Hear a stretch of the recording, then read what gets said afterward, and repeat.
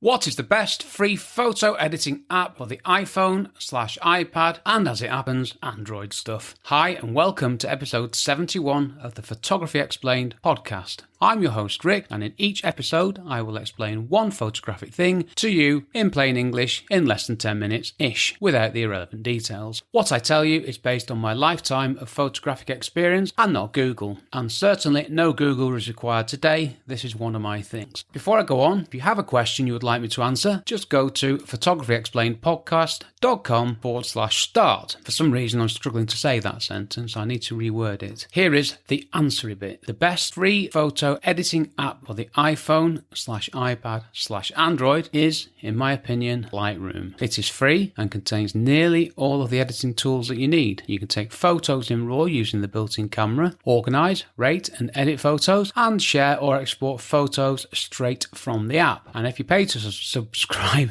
easy for me to say, to the Creative Cloud photography plan, you can sync photos with Lightroom on the desktop. So let's just try that one again. And if you pay to subscribe to the Creative Cloud photography plan, that was better, wasn't it? And that's what I do. Okay, let's get one thing out of the way, shall we? Am I being paid to say this? I wish. No, I'm a paying customer. I have Lightroom and Photoshop on the Creative Cloud photography plan, and Lightroom on my phone and iPad, all connected nicely together. And I pay less than £10 a month for it. I don't want this to sound like an ad for Adobe. It is in a way, but it's the thing that I've been using since 2007. Do I really use Lightroom on my iPhone? I do, actually. I mean, I've got an iPhone XS, it's quite a big screen. And if you think about it, the screen is much bigger and better than the screen on my Canon 6D. So I actually have edited photos on it. I mean, it's pushing it. It really is pushing it. And you have to zoom in on stuff. But yeah, I can have a play around with it. What about the iPad? Well, obviously an iPad's got a much bigger screen. So rather than editing on my phone, I would edit photos on my iPad just because I've got both and I can. But you can edit on a phone if you want. Not for me, to be honest with you.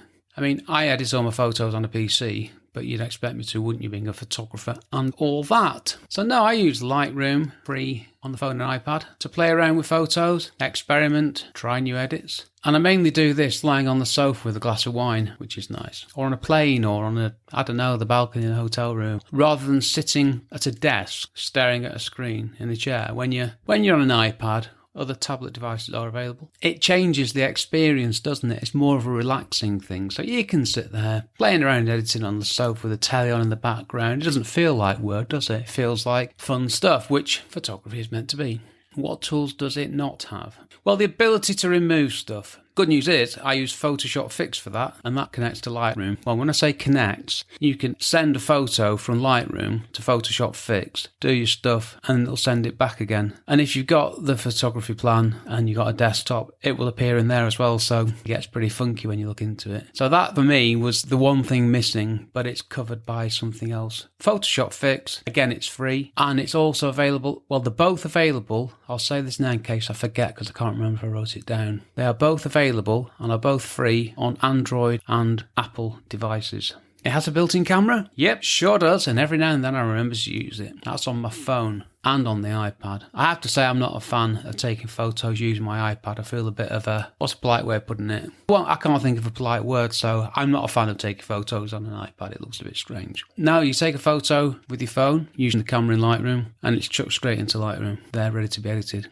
Ah, there you go. Can you get it on Android and Apple? Yep, you sure can. Both are free now too. They weren't always free, by the way. You did have to pay, but this is Adobe trying to get people into Lightroom through the app route, which makes sense, and we shouldn't criticise them for that. Have I issued photos edited on my iPad to clients?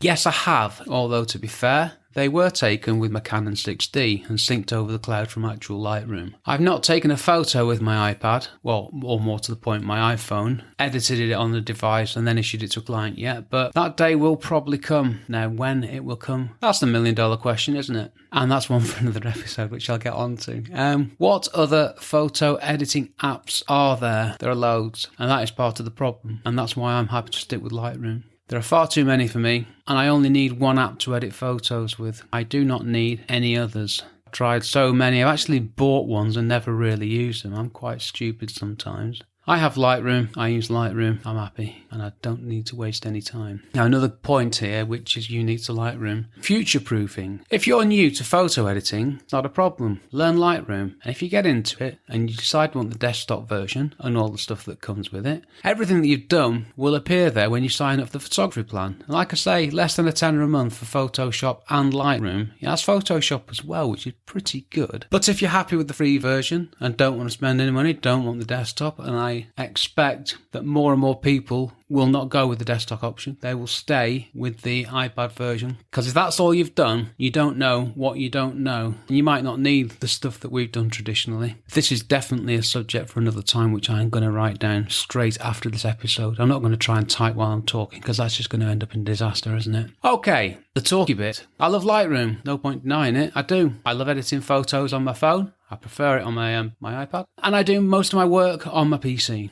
But when I've done work on my PC, I can sync it to a collection and then it appears on my iPad. I still enjoy playing around with photos on my iPad, less so with my phone, only because it's smaller and my eyes are dodgy. And yeah, the syncing with Lightroom on the desktop is awesome. Yes, I know it's a paid feature, but like I say, it's future-proofing you. And let me tell you another thing that I do with this this wonderful syncing. This is how I get from an Apple phone to a PC. That's how I bridge the gap between the two, using the Photos app and Lightroom. The Photos app I use to download photos onto my desktop and videos, more videos than photos. But I use Lightroom to get photos taken with my Canon 6D, and which are edited in Lightroom, my professional photos. Yes, I can call them professional photos, can't I? Because they are. This is how I get the photos from my PC seamlessly on my iPad, and I mean seamlessly. And any changes that I make to them on the iPad come back to the desktop. Yeah, I should be sticking to the free version, but the free version is an incredibly powerful image editing software application. It's very, very powerful. It's easy to use. There's loads of training on it. There's loads of backup, loads of info from Adobe.